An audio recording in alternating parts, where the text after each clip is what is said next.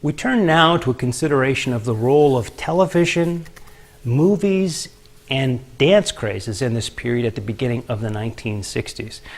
When we start to think about TV and the movies, what I want to do is start to lay down the groundwork for talking about MTV in part 2 of the course. I want to begin to start tracking the influence of video with music, how some kind of video source, whether it's TV or whether it's movies, is used to support the sale or the appeal or the dissemination of musical styles. And of course, when MTV comes in the early 1980s and then becomes very big, it all starts to become about the video. But by the time MTV comes in, it's not like that's a new idea. It's been happening for a while. So we're going to see some of the first, here sort of at the very beginning of the history of rock, we're going to see some of the first instances of that. So let's turn first to television.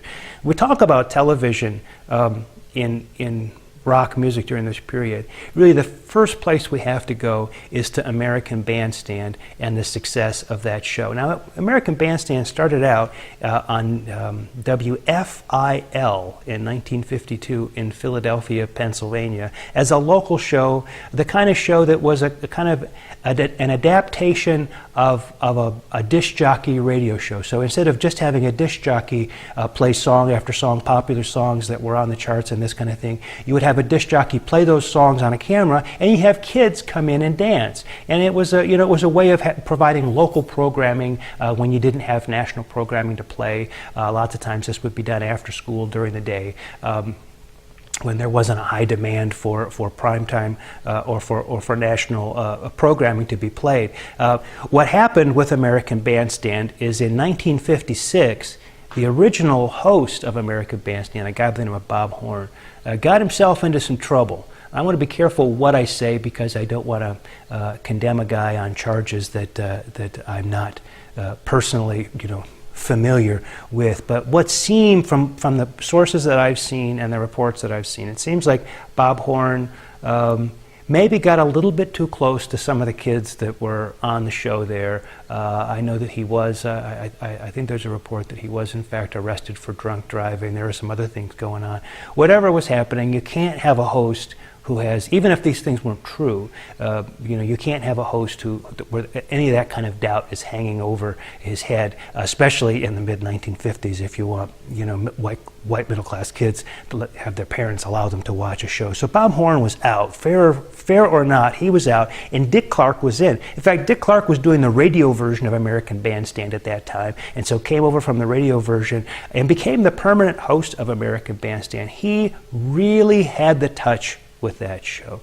He knew just how to be the genial host that was friendly with the kids, but absolutely unthreatening, but not sort of like an oldster who seemed like your high school teacher or some kind of thing like that. So he had the perfect touch with that show, and it wasn't long before, in 1957, the show went national. It continued to film in Philadelphia, but was carried nationally on the ABC network. Truth be told, the ABC network was the weakest of the three networks at the time, and they kind of were a little bit desperate for programming. But they went with American Bandstand. It broadcast every day after school, and it was the perfect thing for a lot of high school kids to come home, turn on the TV, and listen to the most recent hits with other kids dancing. Of course, dancing was the focus of the show. They were playing records the whole time. Even when they had performers come on the show during the day, those performers weren't actually performing the tunes.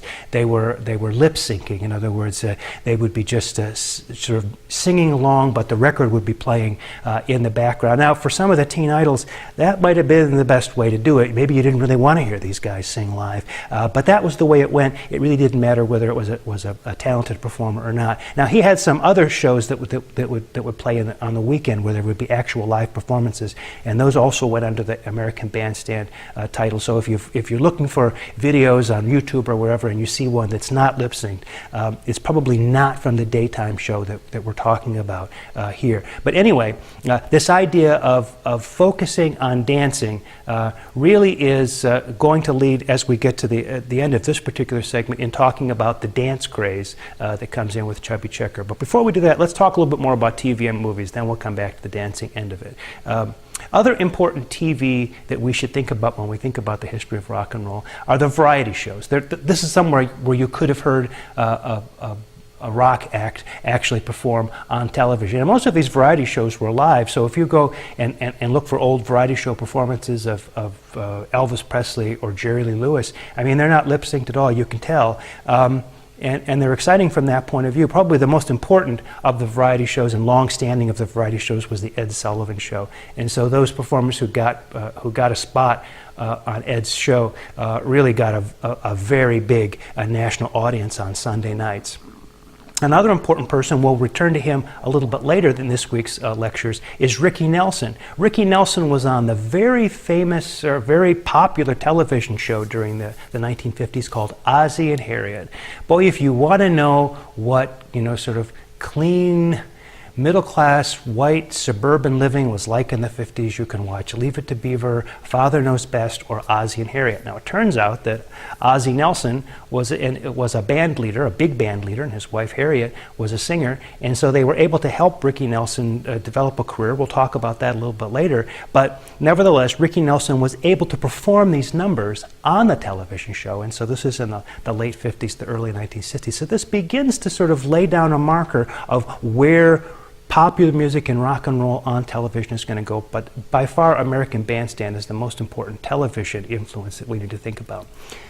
Rock music in the movies, well, we've already talked about Alan Freed and those films that he did, kind of flimsy affairs, but you did get performances there, although those were often lip-synced performances in those films as well. We talked a little bit about The Girl Can't Help It from 1956. Elvis was in the movie business with his first movie in late 1956. In fact, after he'd done all those television appearances we talked about last week, the Dorsey Brothers show, the Steve Allen show, the Milton Berle show, and the Ed Sullivan show, by late 1956 he had a film out, Love Me Tender, where he was featured. 1957 is Jailhouse Rock, the one that we talked about before that had Lieber and Stoller writing a lot of the tunes there. In fact, if you check out the famous dance sequence for Jailhouse Rock, it's the one that has all the guys in the striped shirts. It's a very, very famous dance sequence. If you notice the piano player in that scene is actually Mike Stoller himself. He wasn't supposed to be, but the guy who was supposed to do that role somehow got sick or didn't show up that day, and they were kind of in a panic to find somebody to sort of learn the steps and kind of be in the thing when they had it scheduled to be filmed. And so Stoller said, hey, I'll do it. And so if you want to see Mike Stoller in action, here's a songwriter that was never a performer, but he is a performer in that scene from Jailhouse Rock. Anyway, Elvis doing all those movies up until he goes into the service in 1958. When he comes back, as I said before, the idea was to mainstream his career, and so he did a whole sequence of movies that most Elvis fans, though they like the movies because Elvis is in them, will admit that they're really not very good movies at all. And it's kind of a shame because Elvis really did have aspirations to try to be a good actor, but every script he would get sent would be these sort of lousy boy meets girl, movies that he didn't want to do. But he was under contract. Colonel Tom Parker had him under contract, so we had to see the contract through. Couldn't wait to get out of the contract. And when he finally did in the mid-60s, he came back in 1968 with the so-called comeback special, which is some of the best Elvis you're ever going to see. If you ever have a chance to hear this, see the comeback special or see bits of it on the internet, you really should check it out.